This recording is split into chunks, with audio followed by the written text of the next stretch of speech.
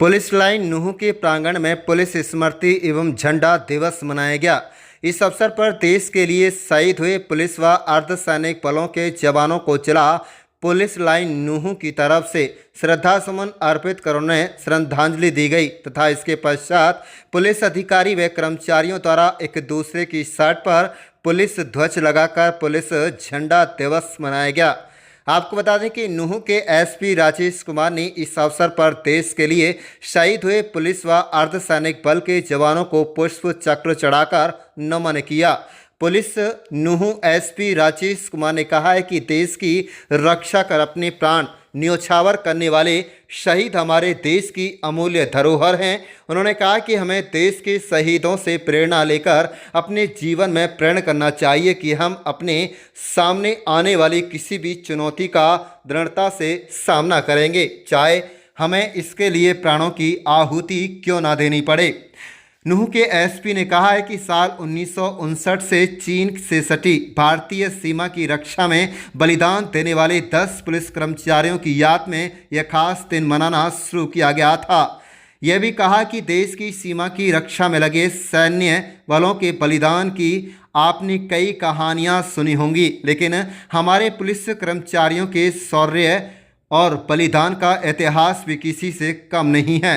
कुछ ऐसा ही साल 1959 में हुआ था जब पुलिस कर्मचारी पीठ दिखाने की बजाय चीनी सैनिकों की गोलियां सीने पर खाकर शहीद हुए थे।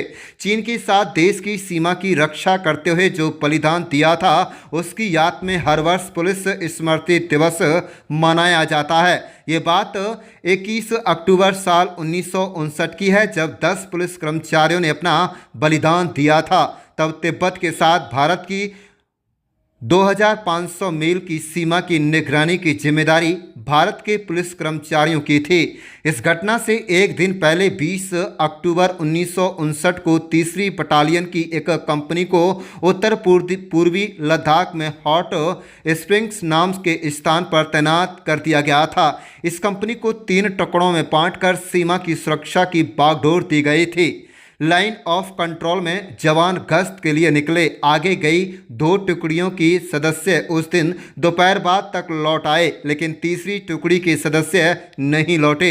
उसी टुकड़ी में 2 पुलिस कांस्टेबल और पोर्टर शामिल थे। आगे दिन फिर उसी जवानों को इकट्ठा किया गया और सभी जवानों को इकट्ठा किया गया और गुमशुदा जवानों की तलाश के लिए एक टुकड़ी का गठन किया गया।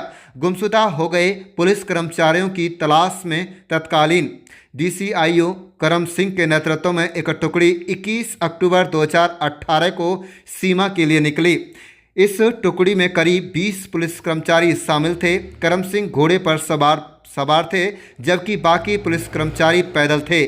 पैदल सैनिकों को 3 टुकड़ियों में बांट दिया गया था। तभी दोपहर के समय चीन के सैनिकों ने एक पहाड़ी से गोलियां चलाना और ग्रेनेड फेंकना शुरू कर दिया था। अपने साथियों की तलाश में निकले ये टुकड़ियां खुद की सुरक्षा का कोई उपाय नहीं करके गई थी, इसलिए ज़्यादातर सैनिक घायल हो गए थे।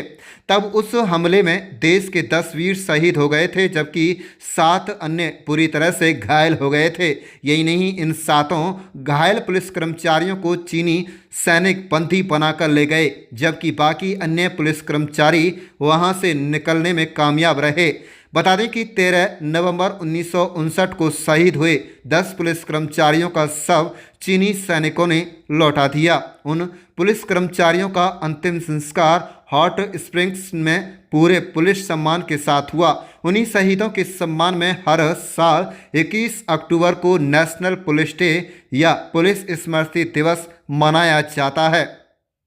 आप देख रहे हैं नूंह मेवात से लियाकत अली की रिपोर्ट। हमारे चैनल को सब्सक्राइब जरूर कर लीजिएगा और रोजाना देखते रहिएगा जिले की तमाम छोटी बड़ी खबरें।